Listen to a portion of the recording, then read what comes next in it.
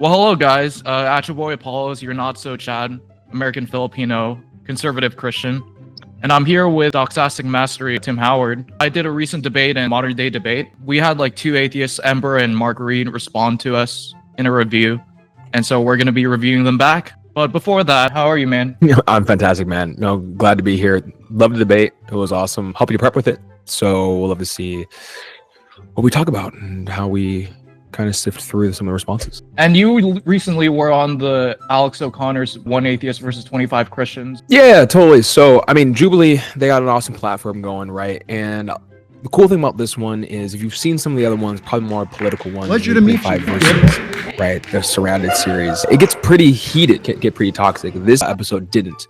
I had a lot of people actually saying that it was probably the most respectful conversation they have seen yet on the platform. I'm about 3 minutes in, and so if you want to see me kind of go toe-to-toe with Alex on that problem of animal suffering, then that's kind of where that is. And so, yeah, I mean, Alex brought the heat, and there was really good Christians. Shout out to Dan Christopoulos, Big John Steele, also my buddy Coley. I think that we had the best performances amongst the crew there. So if you want to see some good representation, but yeah, my goal for being there was to just kind of show the public that there is a thoughtful Christianity. And that's really what it is, and that's what we do at Doxastic Mastery. I'm helping you not just have these pre-made regurgitated answers for things, but to help you master your worldview and actually take ownership where you have the tools to be able to come to your own answers of things while retaining the core essence of your beliefs. So that's the idea there. Yeah, Tim and Dan Christopoulos, who did his debate against Matt Dillahunty, helped me prep for my debate in modern day debate, who also was on the 25 Christians versus One Atheist. You were talking about your Worldview Mastermind Academy. Through exclusive membership, people get to have one-on-one coaching. Maybe you can be just as nerdy as us, like talking about the axiological expectation mismatch problem. But if you want a systematic way to get to the next level of your apologetics journey and going from just I have a bunch of answers or things or arguments, but really getting to that level of competency where you're really taking ownership over these things, one that's long lasting, where you don't have to go through university or watch a whole bunch of YouTube videos or read a whole bunch of books, one where you actually value your time, you're actually able to get that done within 30 to 90 days. That's why I exist, and that's why the platform exists. And so if you want to work with me personally, and I can see if I can help you achieve those results in a timely manner, not within the next year, but in the next 3 months, then you can actually go to my website, doxasticmastery.com, and fill out the form there to work with me personally. And I can see if it's a right fit to create you your own personalized learning plan and to get direct feedback. Practice makes perfect, but good feedback also makes perfect as well. So that's the whole goal of this. And yeah, that's pretty much all I got to say as far as plugging things like that. So.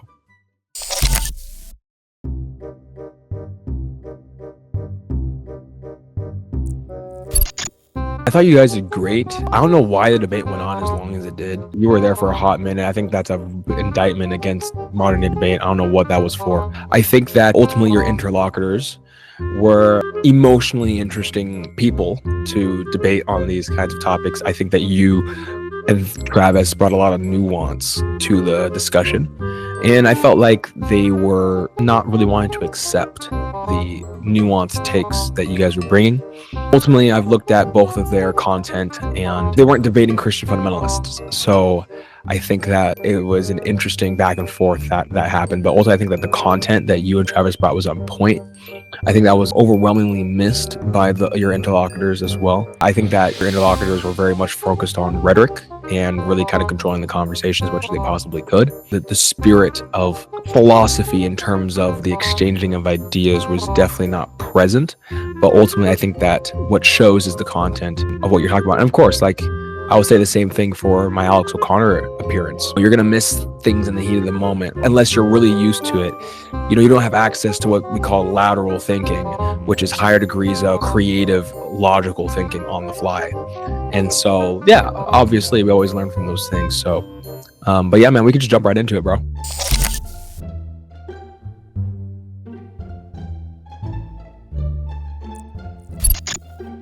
There are some important second-order beliefs that we exclude from the scope of our investigation of whether Christianity is true or false. Therefore, I encourage our...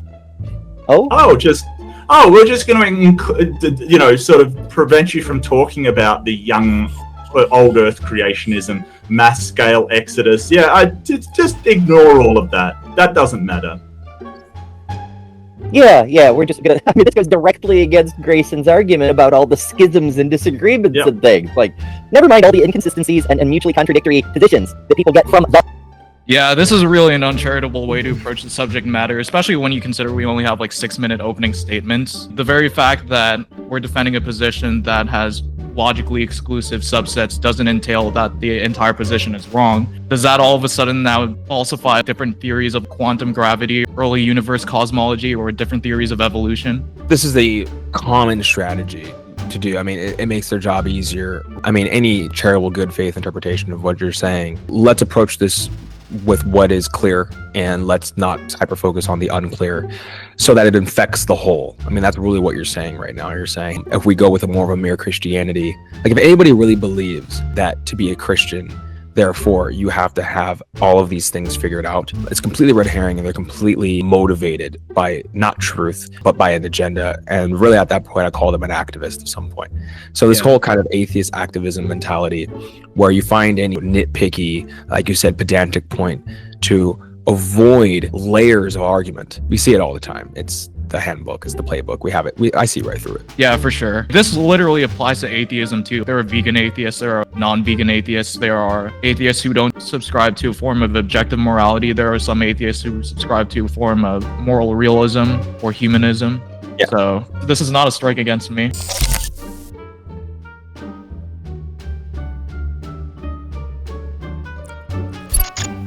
Here is the inerrancy, inspiration, infallibility, or reliability of the Holy Scripture. If you take away the reliability of your holy document, what have you got? Like, what do you have if you take away your? Like, if you just basically say, "Hey, the Bible's not reliable. It's not. You know, we shouldn't look to it for any answers. It could be completely false." But one of the previous ones of in scope was the resurrection of Jesus, right? So if you take away the Bible, you literally have nothing for the resurrection of Jesus. Oh, holy shit! This is such a complete misrepresentation of what I was saying. Like, all I was saying was that at minimum, we need a Bible with a degree of reliability that necessitates the existence of a Christian God. Like, spoiler alert, no document needs to be 100% perfect in order to be historically reliable. The very fact that these fools come up with alternative explanations to the data shows you the hypocrisy of their standards. Like, the Bible is reliable enough for certain historical facts to allow these jokers to recreate their critiques and alternate explanations. Because as you can see in that earlier clip... Oh, well, do you think the Bible is reliable? Turn around and say, can you drink poison and not die? Then it's not reliable. Yeah, so like one mistake all of a sudden means it's not reliable, but like a fact in favor of the Bible all of a sudden doesn't mean it's reliable. Like, really hypocritical. Ultimately, right, when they say, oh, do you believe the Bible is 100% reliable? I think that's just really bad word games and language games. I mean, if we're going to do good thinking, right, we have to know what words mean. We have to know what definitions mean. And when we say something is reliable, when we say somebody's reliable, we're assessing its character on the whole. We are generalizing over instances. And we are saying the New Testament's reliable, meaning that the facts that it reports, on average, corroborate with actual historical events. And this idea of going from general to specific, complete red herring, and also just completely betrays and misrepresents what the actual argument is here. Not out of certainty, but out of a higher probability. Okay? That's all we're saying here. These misunderstanding of words, misrepresentations of positions, is a complete black mark on whatever kind of atheism they're trying to fight for in this video.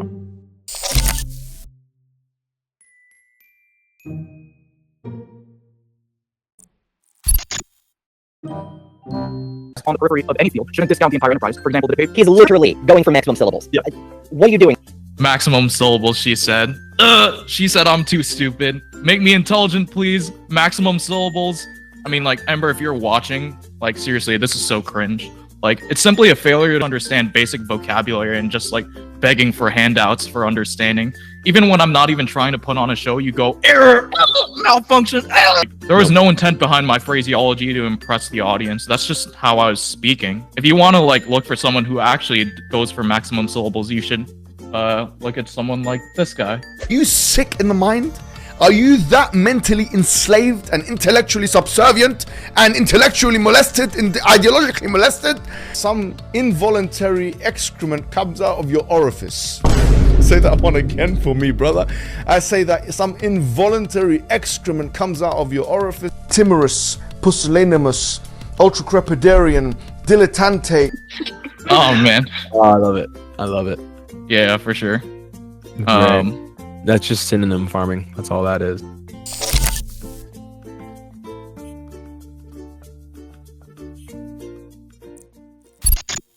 Like the criterion of dissimilarity says, oh, because they weren't the same, it's more likely to have happened. Did you catch that? The criterion of dissimilarity is just because they're dissimilar, therefore it happened. What a complete misrepresentation. So, my issue is like words mean things. Positions have content. Do they just kind of have like a kryptonite like towards knowing and properly defining terms and representing positions? Is this the game that they're going to be playing the entire time, which is rhetorically downplay the sense of what you're saying and then purposefully obfuscate the meaning of terms and misrepresent them and package them in a different way so that the audience doesn't go and actually read the scholarship on this? It's just going to trust what they say. They think it's very interesting that whoever called it like excusegetics and whatnot, and it's like, that's like great, cool, but again, back to the content, like what is the argument here? I think there's a little bit of hypocrisy being done here, which is yeah, you have an impressionable audience as well. That's not going to do their research here. They're gonna bet on you guys. I mean, bro, let's just be honest, like, because they don't think that any of this is worth taking seriously, why should they have a motivation for presenting it in a serious way? I mean, that's all this really is. Yeah, for sure. And they tend to quote Ehrman a lot, and he's on the record for saying this about the criterion of dissimilarity. So just saying, like, it ain't just some hand-wavy criteria. How could it possibly pass the criterion of dissimilarity? Yeah. But what I'm saying is... Well, it's the main criterion. Well, that's not the only criterion. No, but you said it passes all the criteria. And I'm telling you, the most important criteria doesn't pass. We have a scholar who isn't religiously affiliated, nor does he have any motive to make religious people look good, that the criterion of dissimilarity is not only important, but what did you say, the most important? So yeah, I mean, we don't even need him to say it's the most important. We just need him to say that it's one of the other criteria. Not only to mention that they don't understand the criterion of dissimilarity. It's not, oh, it's dissimilar, therefore it happened. It's more so given the probabilistic trajectory of everything we know about Jewish culture and early Christianity, what we would expect for them to make up if they were left. I mean, here's the thing. I'm already telling, I don't know who these people are at all, but we're already telling, like, they're saying that your position reduces to a non sequitur. They're saying criterion dissimilarity, therefore it happened. If I believe that my friend believes something based on a non sequitur, I first go, okay, maybe I've done something wrong. Because most of the time we don't believe things based on non sequiturs, based on a one-step inference, right? But the fact that they believe that your position can be reduced to a one-step inference, which is a total non sequitur, again reveals how just unserious they think this is, and so that can cover and make sense of their sloppiness. And that's all we're dealing with here. Like, you could explain it all day long, bro. I love that for you. But really, at the end of the day, you're holding them to too high of a standard, because they don't hold themselves to that standard. So let's hold them to their own standard. The intermediary logical step is a super important distinction to make, because as with many atheists, these two fools strawman me into saying evidence, therefore the conclusion, therefore deductively follows. It's like, bro, if you want to interpret your opponents charitably, think like 2 steps ahead. Maybe I'm mentioning the criterion because it appeals to countering an objection that the sayings were made up or something. Ultimately, right? I mean, that would make you rational. Our audience doesn't want that. How can the Christian be rational? My faith is supposed to be epistemically akin to believing in the swamp man down the street that my Uncle Joe told me about that I've never seen before. That's supposed to be the level of rationality of our faith to them. So let's keep going. This is good. This is good.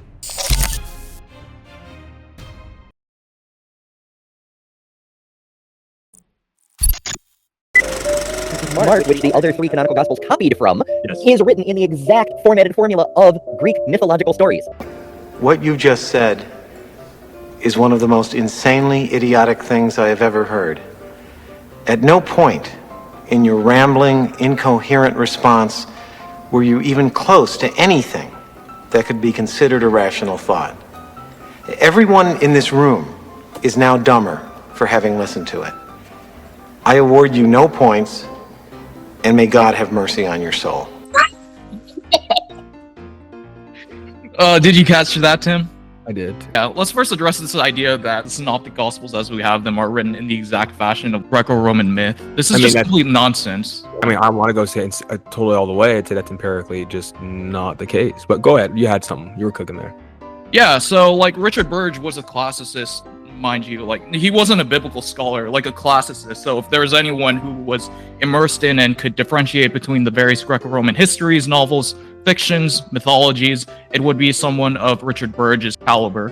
And originally he set out to disprove the Gospels were anything like history, and his conclusion was that they are best situated in the genre of not mythology, not fiction, not novellas, but Greco-Roman biographies, and to this day, the vast majority of biblical scholars recognize them as such. Now, what I argued for was a more up-to-date model called the historical reportage model, as advanced by Tim and Lydia McGrew, which states that the Gospels are even more grounded in historical details and events compared to Greco-Roman biography. Richard Burge's What Are the Gospels?, which was the paradigm shift that occurred in New Testament scholarship pertaining to the genre of the Gospels. Like, I'm sorry, it's a completely fringe theory that it's to be understood as intentionally presenting some mythological founder of like a world religion in the so long ago distant past. No, these were like people writing close to the events that were portrayed in hand. What critics do when they bring this point up is something along the lines of Greco-Roman bioi or whatever. That's the correct understanding of what the synoptics are. What they want to do is they want to treat them as inherently fictional, just because of that.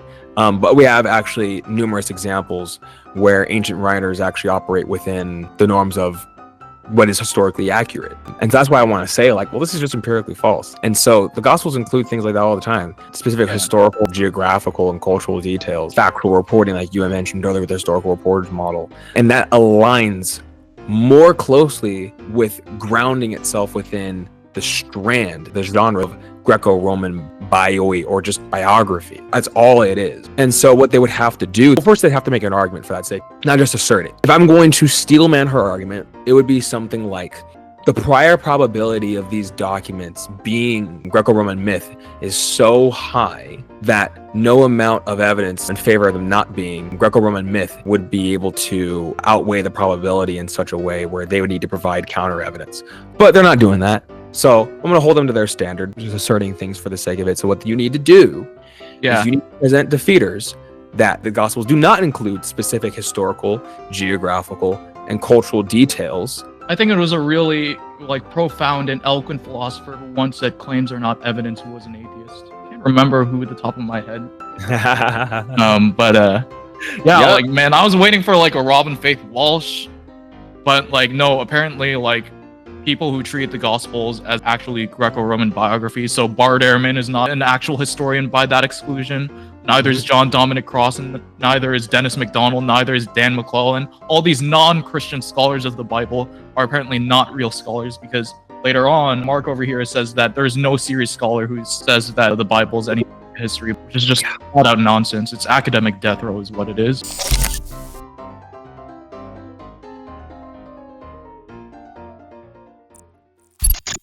And Paul never mentions the empty tomb, almost like it was made up after Paul. But okay, I guess these two have never met an argument from silence they didn't just love. That's what I'm going to take from that. Paul's letters are meant to address other issues in the church. They aren't like historical treatises on the events surrounding Jesus' life. Like, we wouldn't expect anything like an empty tomb to be central in the letters of Paul that we happen to have now. I mean, maybe Paul did write something. Again, let's hold them to their own standard. What you're doing is what you're supposed to do. You're supposed to come up with hypotheses. Hypotheses exist to do what? They exist to explain things. We have to go from Paul was silent on X, therefore X is legend. Seriously though, there are valid ways to make arguments from ignorance. There are. This isn't one. Tim McGrew has a great paper on arguments from silence. There's also really good papers. Stolens. There's great papers on how to make arguments for ignorance valid. It's super simple. You just take your expectations, put it in a valid logical structure, see if it aligns with the data we have, okay? And then what you do is you compare it against another valid logical structure where you change it to the opposite set of expectations, and you see what it does with the data that we have. They're not doing that. They're not going to entertain the hypothesis you're putting on the table. What they're doing is they're doing none of this. They're just saying the only reason why Paul would ever be silent on this aspect was legend, right? It's like, Again, are we just assuming that the priors for legend theory is so high that no matter how much evidence you or I present, it wouldn't weigh down their theory such that it still wouldn't outweigh our theory? It's like, one, we just know, okay, I'm giving them too much here, but we just know that, like, according to the probability calculus, that's mathematical malpractice anyway.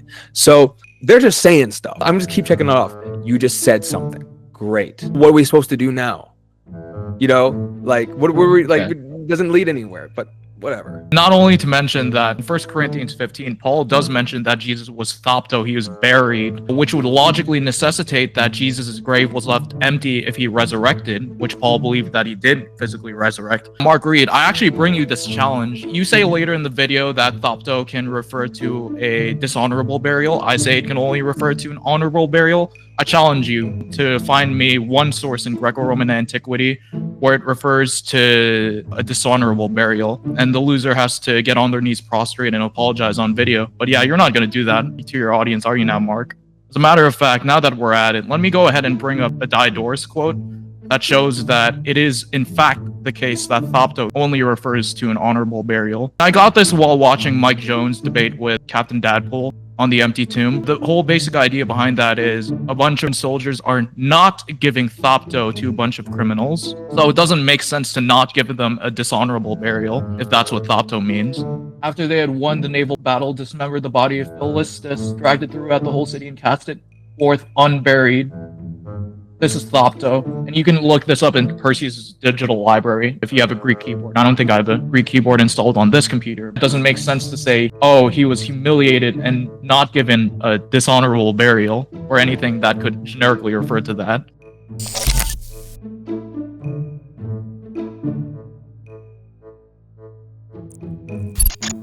Rule out that they could contain real historical information. I mean, there's a fictional play about Julius Caesar, but he really existed. Yeah. To say that the gospel writers are serious historians whose main purpose is to convey factual accounts with integrity, not a chance. That is just plain false. No serious. Yeah. Goodbye, Dr. Ehrman, Princeton University. Goodbye, John Dominic Crossan. Goodbye, Marcus Borg, non-Christian scholars. Goodbye. Well, I hope that she's speaking colloquially, not a chance. I mean, Yeah. really, bro, you know what they're saying. Look who we're dealing with. So the probability of the historical reportage model, just by the textual evidence, the internal textual evidence, the probability of the historical reportage model to them, I'm going to buffer this with proper reasoning, is extremely low. That's all that would have to mean. Well, I think Okay, for them, they don't even like acknowledge that it's Greco-Roman biographies. Well, that's their first mistake. Do you realize like who we're dealing with right now? In their mind, there's no evidence in favor of the historical reportage model. That is what we're dealing with. If that's the case, then there's really only two options for us. Either we literally cannot put one instance, like one single probability raising piece of information from the New Testament that would end up supporting reportage models. So we can't even do that. You know, we're actually metaphysically like incapable of doing that. And then two, if we were able to do that, we're just like being dishonest, and we're really just like playing like manipulation games, and we're really just like not being rational. Those are our only two options, bro. So we better just like pack it up and go home. If like there's a piece of information that does support the historical reportage model's truth, it's easy for them. And the game they have to play is say that we're assessing the evidence wrong. And that's where they would have to go. For any atheist that might ever watch this, you don't have to do this. You don't. Yeah. You don't have There's to. so much better ways to engage with this scholarship you don't and still have to remain do an this. atheist. The historical reportage model being moderately probable does not get you to Christianity. What are we doing? Why are we dying on these hills? Are you okay? Are we okay? Are we good? Like, I just want to know. Like, you know what I'm saying? But Yeah. whatever. I'm not going to engage in psychoanalyzing things, but...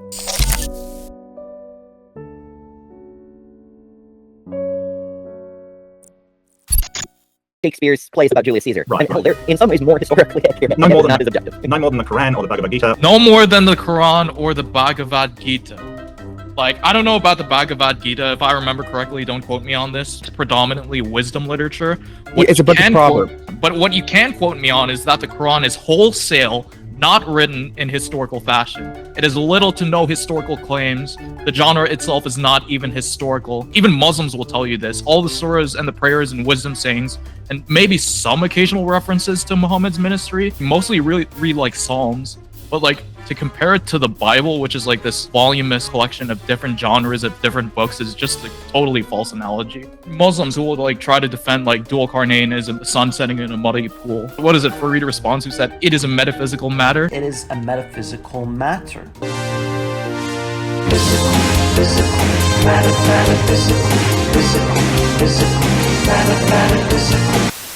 The Quran is not in the genre of historical reportage, and even Muslims will tell you that. That's what you go to the Hadith for.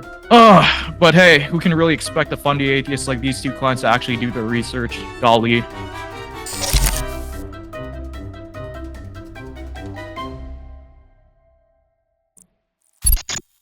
These data points are important in assessing whether or not Jesus rose from the dead. We cannot rule out these sources as biased propaganda, similar to how we don't rule out eyewitness accounts of the Holocaust, Greco-Roman history, or the American Revolutionary War as needing to be corroborated by some disconnected third party. But there are disconnected third parties corroborating all of these things, including sources biased in the other direction. The Holocaust, for example. Oh, like we don't have that for Jesus, jeez. Bruh. Wow. Like, this just shoots herself in the foot. We have Josephus Tacitus, Pliny the Younger, with his correspondence with Emperor Trajan, Antonius, Barbar, Serapion. It's like, come on, girl.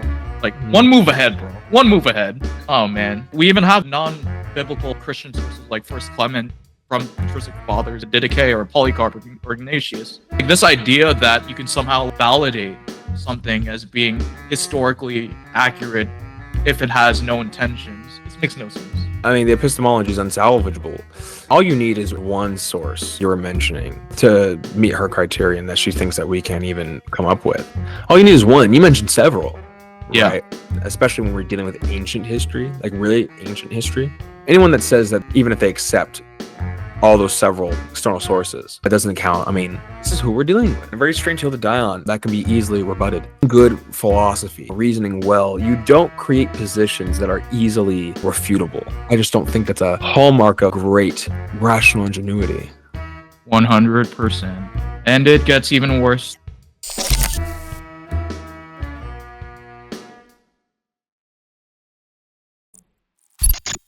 All these things can be verified. But also, he's missing another huge section, which is what makes one gospel official canon and what makes another apocryphal. Because there's a bunch of other stories that are exactly as well established historically found. Exactly as well established, ladies and gentlemen. Exactly as well established. Jeez. It's like, Dude. Ember, like, I will literally commit suicide if you can give me definitive proof, non-canonical gospel that existed in the first century, because all of the canonical gospels existed in the first century. That's a scholarly consensus. Didache and like church fathers, you can't like say that's the gospel. I'll give you a hint because I'm merciful, I'm gracious, more than you could ask, think, or imagine. The Gospel of Thomas is probably your best bet. Most scholars still think it's like the 2nd century. A small minority put it in the 1st century. Even those scholars who put it in the 1st century say it's dependent on the synoptic tradition, and it's just putting a Gnostic spin on it. And arguably, it's not even best categorized as a gospel because it's a list of sayings. So, like, you got nothing, girl. You got nothing.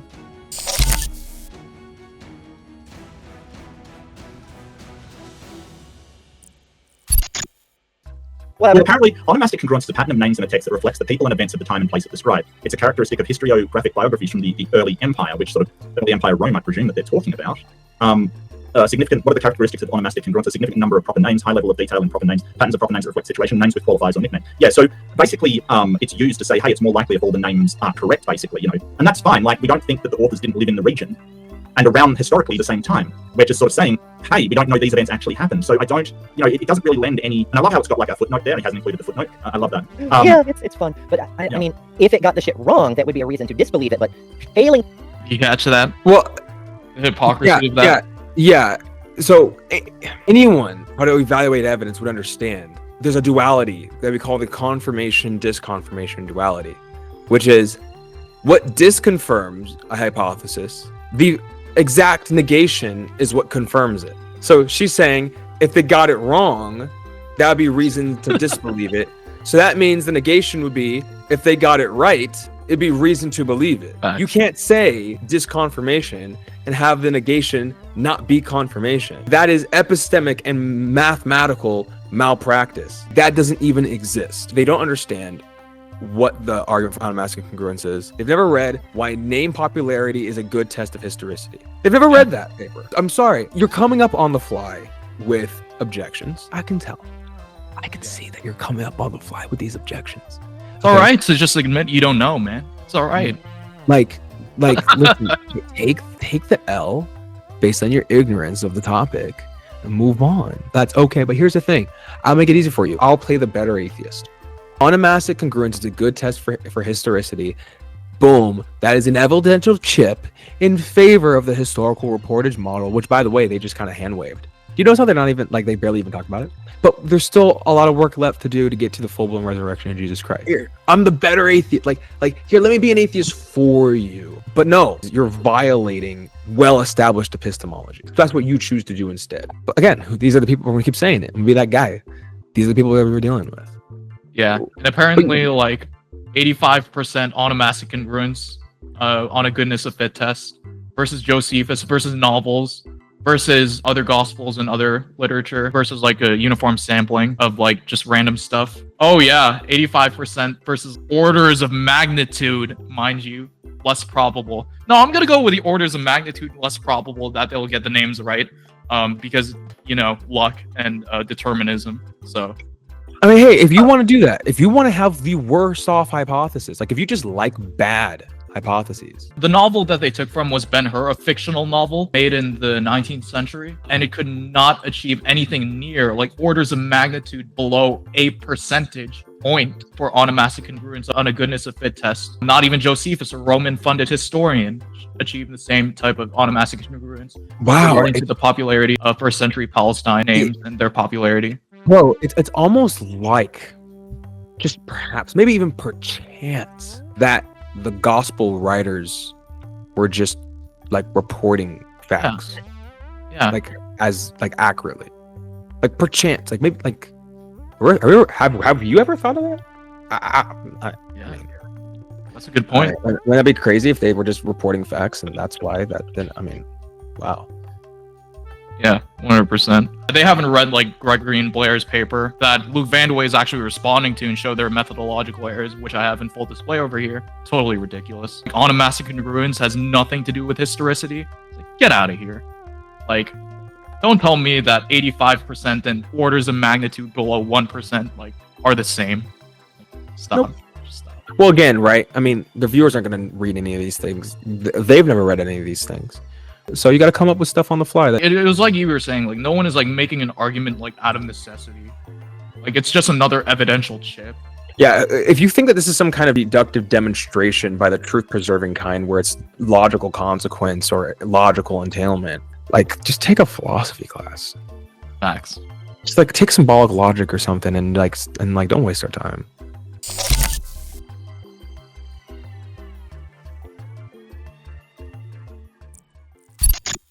As for the Spider-Man fallacy, unlike in the modern world where we are free to Google any fact to our convenience, this graphic is just...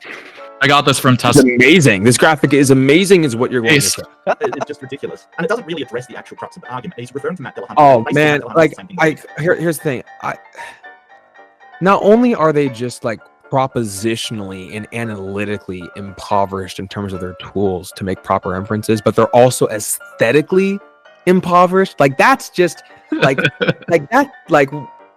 like you're disabled at this point.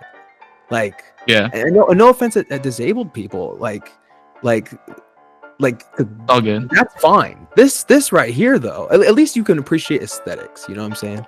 But like, man, like not only are you propositionally impoverished, but you're also aesthetically impoverished. Like that's. He was like, "Oh, which one's supposed to be the atheist or the Christian?" And he responds by saying, "Oh, it's this one who's supposed to be the atheist because he's wearing a fedora." Oh, I went over her head, if you know what I'm saying. That's a good freeze frame. Yikes. Oh man.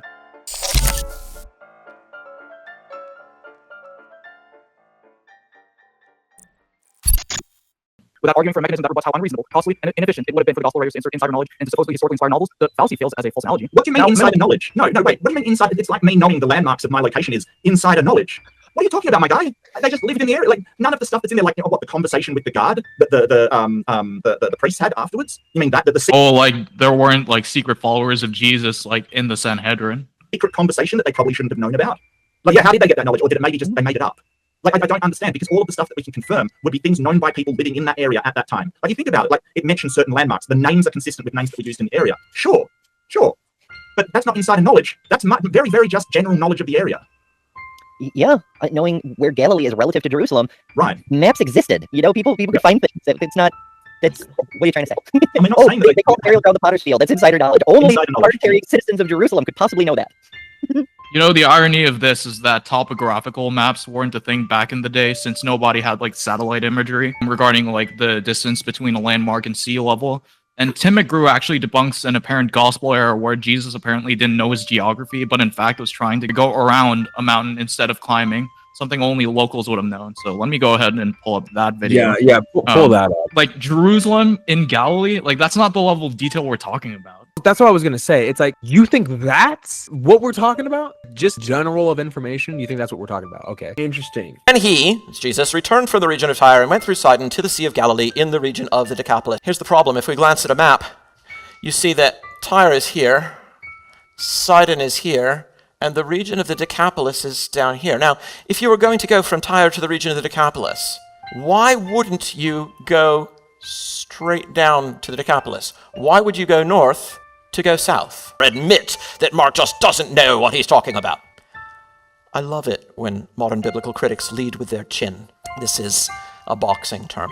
Right, these people sitting at their library tables in Tübingen, which are nice and flat, and rolling out their nice flat maps and tracing lines in 2 dimensions. Let's go beyond that, shall we? Here's a topographical map of Palestine. Oh, what's this orange stuff in here? Oh, 1208, that's meters. And what's this? Well, this is right down here by the Sea of Kinneret, or of Galilee. This is a negative 210. That's 210 meters below sea level. The Sea of Galilee is the world's lowest freshwater lake. Does anybody like to do some hiking? Right. So let me tell you what it's like, and stop me when I get it wrong. You start at the base of the mountain, and you look up at a point at the top, and you say, that's where I want to go. And then you just march straight up the mountain, up to the top, and then right over, right? Is that how it works? Yeah, right, 9. Not how it works. Any serious rough terrain, you're going to be doing switchbacks. You'll come to a thicket that you've got to go around. It's very hard to ascend a mountain that doesn't have a nice paved road going right over the crown. The orange region here, that seems to thin out right about there, and then it gets really severe as we go to the Golan Heights and stuff up in this region. But there's this little region right here where we're coming over to the Jordan River. Oh, that's an elevation of just 70 meters. And what's the elevation here at the coastline? It is sea level. 0 is the elevation at sea level, right? So to go from 0 to 70 doesn't seem too bad. If you go up here around the shoulder of this mountain, plus you'll notice there's a little rivulet coming in here. You'll have some water. That rivulet is running to the sea, of course, not back from it. So you'll have fresh water all the way down the Jordan River Valley till you reach your destination. And if you've done much hiking in an arid climate, you'll understand that water actually matters. This is just a picture of Mount Meron today. Notice the northern shoulder of it dropping down to present a much less formidable obstacle for those who want to cross it. No further comment seems necessary. I think Mark actually knew the geography of Palestine. Thank you. Nice, well done. Tim McGrew always does a great job. Based. But no, apparently the Gospels are just Greco-Roman fiction. Just writing from Rome. Frickin' like just got it right. 85% onomastic congruence, even though the base rate for literature that is not related to the time period is like orders of magnitude below 1%. That best supports legend theory, am I right? Yeah. Yeah. It doesn't support anything like the historical reporters model that state. I would want 90%. 85%, this majority, right? This outweighing denominator. Yeah, it supports legend instead. Getting things right supports legendary development. It doesn't support factual reporting. Drew says online atheists will destroy Kent Hovind in a debate and think they've defeated Christianity. That is actually facts. That is actually facts. Like, to be honest, it'd be like that. That's how it goes. They don't bother to engage with higher level intellectual Christians. No, because that's not the point. Remember, dude, we're supposed to be swamp men believers. Oh yeah, okay? yeah, that's true. We're supposed to, like, it shouldn't take. Don't want to go against the narrative. They're sensitive. Yeah, it shouldn't take any work to defeat us, dude. They're not gonna read anything.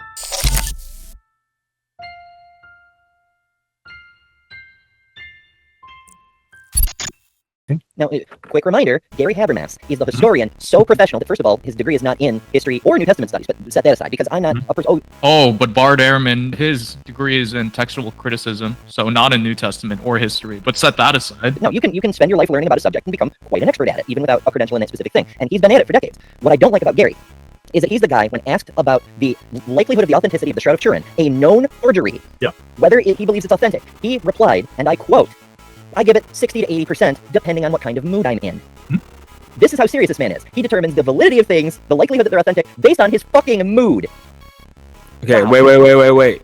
Yeah, like never mind that. Am I supposed to believe that these two don't base evidence for the Christian God based on what they think would convince them? It's I mean, honestly, all objective, like a machine. They never change. I'm supposed to believe that these two people don't base evidence for Christianity on what would convince them. They're both engaging in psychological confidence ratings. And this is such a, because the point I'm making is they're both equally evaluating evidence based on their psychology. Yeah. Right. Based on their psychological disposition at a particular time T. What's crazy about this is, one, that's a very uncharitable interpretation of Gary Habermas. Right? Yeah, like never mind that like he's co-authored and collaborated with leading experts on the Shroud of Turin. Well, let's just never have mind. some EQ, right? And not just be so right-brained for a moment. When someone says, I give it between 60 and 80%, but depends on the move I am. How about we just interpret that as them like having some Epistemic EQ. humility. Well, let's just interpret them as just like not being so right-brained, and then basically saying some days it seems like the evidence in favor of the Shroud is high, and some days it seems lower as more data starts to cut. Like that's what that means. Okay, are we supposed to really pretend like they don't see that? Like Gary, like when he says, "Oh, it depends on my mood." I mean, you know the way the dude talks. Like the dude's funny. Yeah. Like he was a hockey coach. So again, this right here is just notoriously bad. But I would be surprised if I were to say, "Hey, I present all this evidence for Christianity." Then would you apportion your confidence then to that evidence without it at all convincing you? I would think that they would have a problem with the part of it not convincing them. These usual types, and yes, I'm generalizing, these usual types base the evidential weight of positions based on it convincing them, right? Rather than what the mind-independent support the proposition has, right? And so negating that position, then they're going to equally be playing psychology games around evidence. It's hypocritical to go after Habermas. Very inconsistent to go after Habermas for such a claim. Yeah, especially when you consider when he was uttering those statements, like it was also around the same time when he got the Freedom of Information Act to view the wide-angle X-ray scattering test for the Shroud of Turin, which thoroughly debunks the carbon dating that apparently shows that it's a forgery.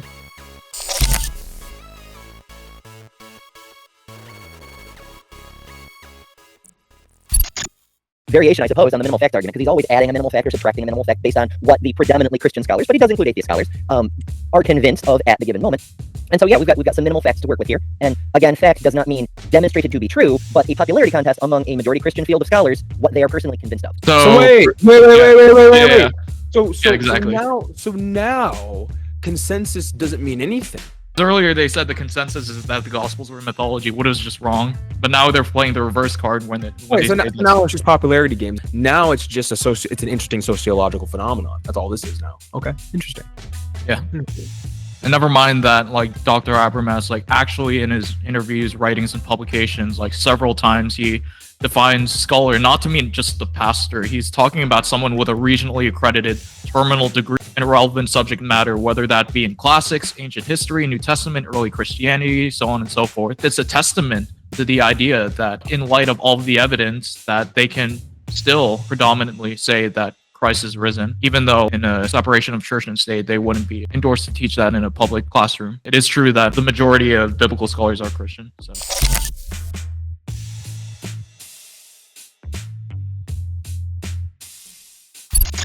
Which has been saying for a long time. I know that definitely somebody died that was stabbed in Africa, and they take that as a martyrdom, but there's no record that they got killed for their faith.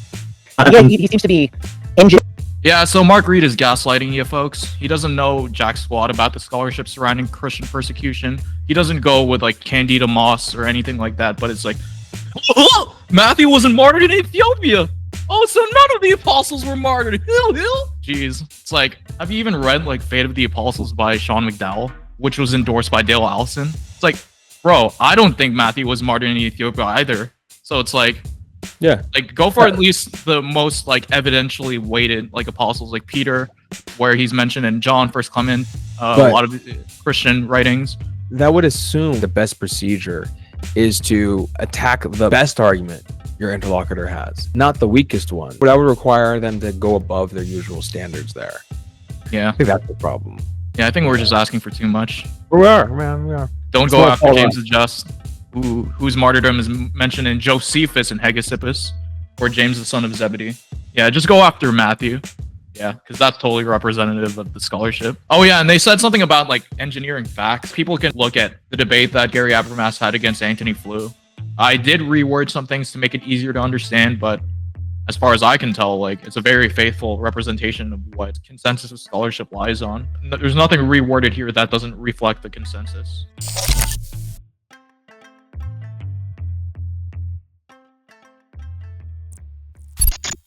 But I don't know why, if that was the will of God and it showed that Jesus died for all of our sins for absolution, why did they despair and lose hope? They didn't believe in him until he believe. gave them proof. Ooh, 200 IQ response. Maybe that's what I was actually referring to. Ooh, mind blown. Well, man, like even Bart Ehrman will tell you the disciples like lost hope and then were convinced of the resurrection. But I guess he's like stupid too. So yeah, secretly atheist, secretly a Christian. Mm-hmm.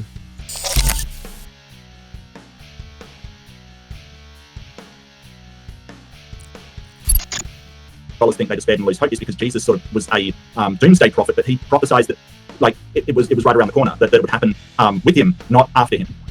Yeah, so many others have already addressed this failed apocalyptic trope that's been run rampant since the days of Albert Schweitzer. I'll simply link a couple of models and a video that I made in the description later pertaining to historical critical responses to the failed apocalyptic prophet model. I mean, there's Joel Kirko's like interpretation of the Olivet Discourse, where he takes the adversative versus the opposite of the adversative. I think it's the genitive, where he's talking about those things and these days are referring to two separate conversational contexts, like the destruction of Jerusalem and the end of days. There's Mike Jones and Christopher Hayes, When the Son of Man Didn't Come, and their whole model of conditional prophecy. I tend to take the route that Dr. Tucker S. Furta has recently endorsed, the Galilean crisis. It's basically this idea that Jesus did look forward to a future towards the end of his lifetime, which he was not a part of, but would pass down his spirit to his disciples, because initially he was hoping that Israel would repent, but Israel did not repent and he faced greater opposition, eventually crucified. He had these two conflicting desires, hoping that the kingdom of God would imminently be brought about, but it wasn't. So he understood later in his life that he had to suffer and die for the sins of the world, which is reflected well in like the Garden of Gethsemane. Mm-hmm.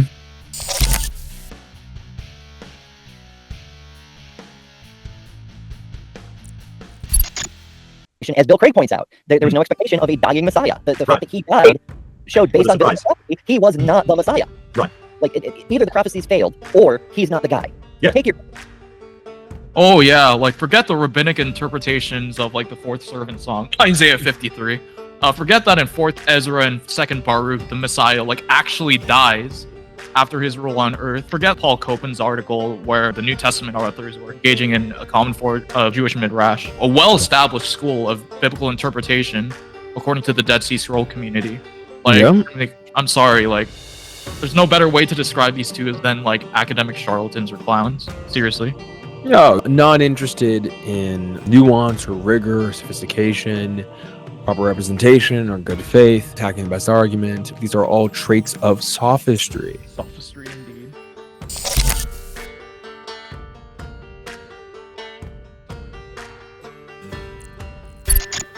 Jesus was not a rabbi, at least according to the Gospels. After he cured the leper in Matthew, he healed the leper. He told the leper to go to a priest, because Jesus This is her argument.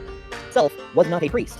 According to Jesus, Jesus was not a rabbi. So Jesus is not a priest, therefore Jesus is not a rabbi. Ooh.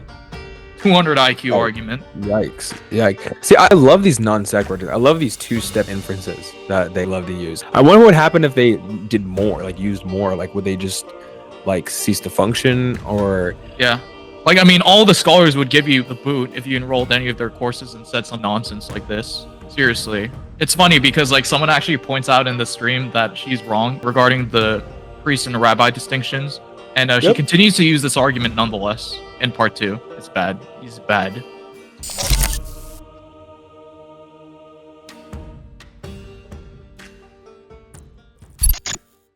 Consensus leans towards sort of Jesus being a person, but the consensus does not lead towards the resurrection happened. So if you want to use consensus, it's a bit of... Yeah, so of course Really? That's the argument? he already admitted that most of them are Christians. So it's like, bro, it's a complete failure to understand how consensuses work. Like, there are no sociological polls or grants or research money that they like throw at you for professing the reality of the resurrection. It's a public institution. The vast majority of these education systems are public institutions. And for them to say that Jesus' resurrection is a historical fact violates the separation of church and state. It's like Dale Allison might believe in the resurrection of Jesus, but he's not going to teach that at like woke Princeton University. It's like, come on, dude. You don't know what you're talking about.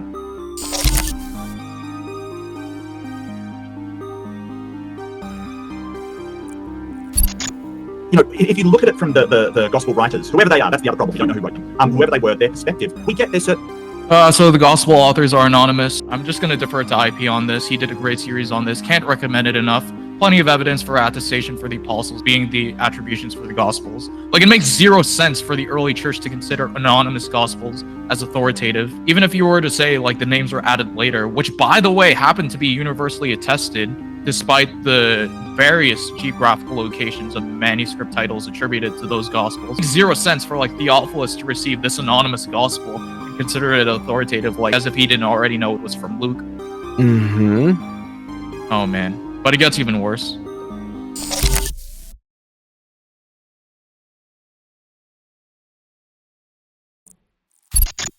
Big piece of evidence. Also, I mean, there's the fact that even if we had an empty tomb, and the fact that we don't is a pretty big problem, but even if we had an empty tomb, cool. Hey, Tim, can you think of, like, something that happened in, like, 70 of the Common Era? You know, something that happened to Jerusalem, you know, that would make it, like, indicative of the fact that, that we wouldn't have the tomb in our possession? Maybe the word starts with a C, like some kind of cataclysmic event. Maybe I don't know. Yeah, like maybe this whole city was destroyed. I wonder if the whole city of Jerusalem was destroyed. And if the city was destroyed, maybe it displaced where he. Dude. Yeah. Yeah, I think we figured it out. Yeah. Who would have thought? Crazy. See, 200 yeah, I love it though, because it's like they don't have to deal with your actual arguments, man. This is what a way to go. I wish it was this easy. I'm over here studying like logic and like epistemology and how to like reason to the best ability that I can. Like you're actually engaging with like Graham Malpe and like actual philosophers. Yeah. I mean, maybe I'm doing something wrong. The funny thing is, they actually mention it later in their stream that there's a good reason for Jesus wasn't as important. Exactly, and the whole point was that Jesus was not an important person in the Jewish in the Jewish sort of society. Hierarchy here. Yes, society here. He wasn't, or else. Yeah, he wasn't an important person of society. Ooh, I wonder. Maybe that's the reason why they gave up the body so easily, because like he wasn't super contentious.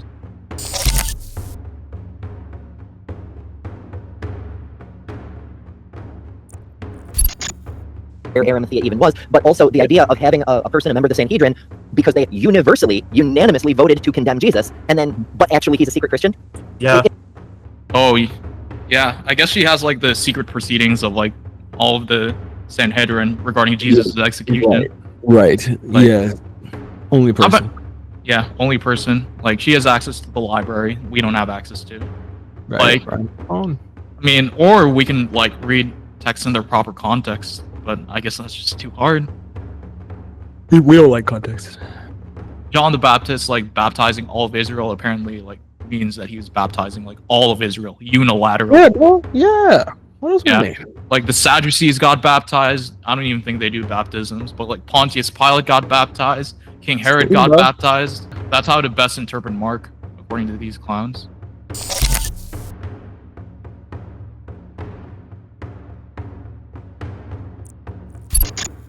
the thing isn't reported doesn't mean it would happen, yada yada. He's used it in reverse by saying, oh, well, they never argued against it. Well, there's a much more reasonable explanation for why they wouldn't argue. So she's referring over here to the enemy attestation of the empty tomb. And this is her response. Against it, because there isn't one. I mean, I'm not arguing against the purple elephant in the middle of my city. Right. That doesn't demonstrate there is. This is just her failure to understand the literature. So it's not that they just didn't argue against the empty tomb. It's that they directly acknowledged it in their response. The response was that the disciples stole the body from the empty tomb. Even Justin Martyr's dialogue with Trypho mentions this kind of dialogue. But yeah, I guess that's just too hard.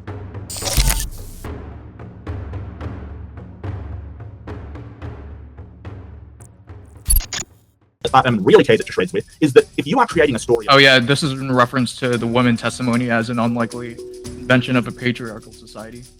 About this, and you have to have someone find the body, or the lack thereof. Who would you get to? Well, the women did all of the funeral rites. They prepared the body. They did all the oils. They did all of the stuff to do with taking care of the body after it had been laid to rest in a tomb, for instance. So of course it's going to be the women because men didn't do that job. Why would they be there?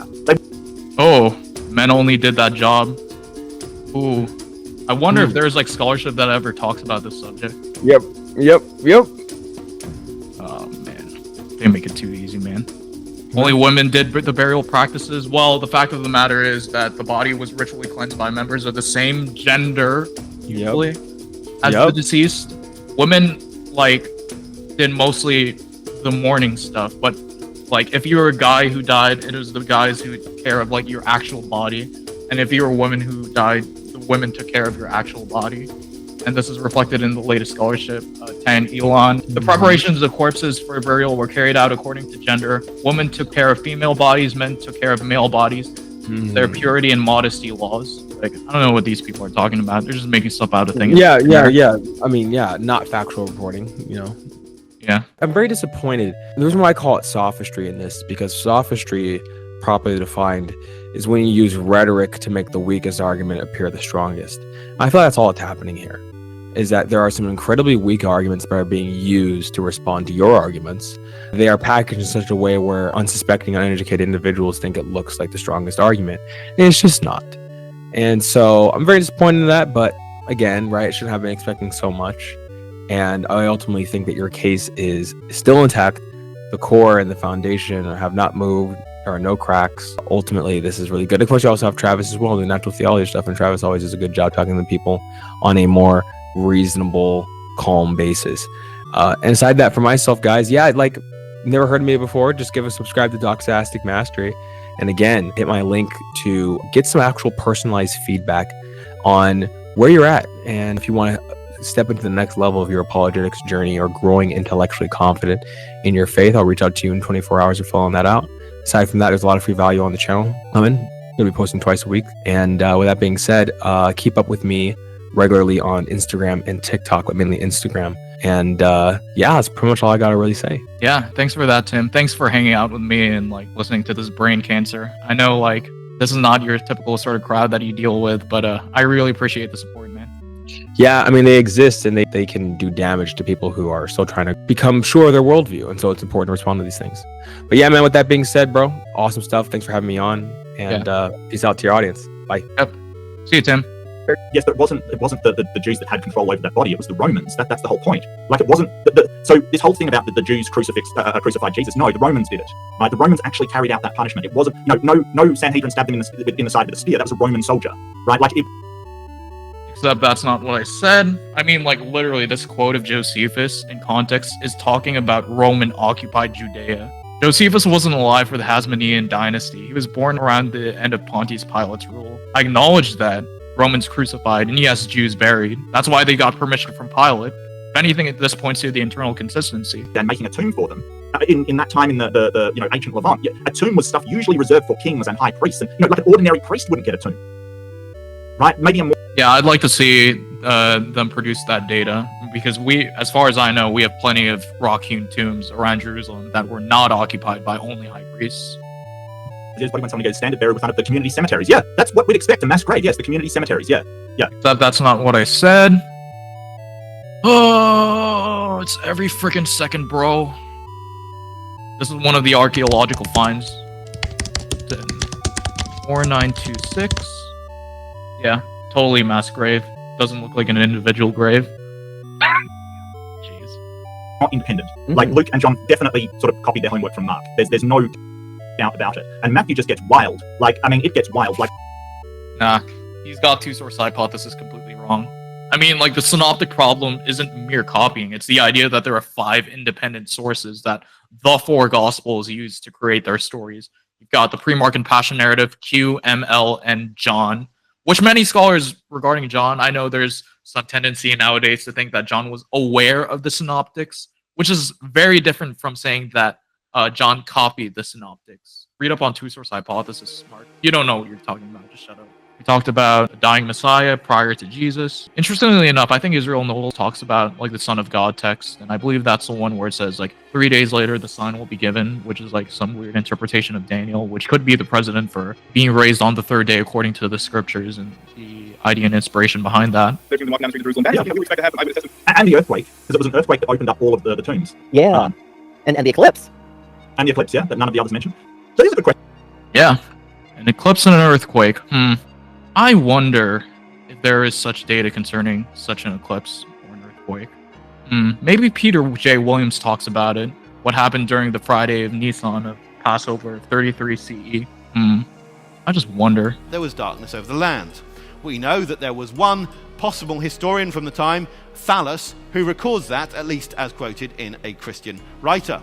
Peter also mentions, the sun shall be darkened, turned to darkness, and the moon to blood before the day of the Lord comes. Now the striking thing is this. That date, 3rd of April, AD 33, was the date of a lunar eclipse.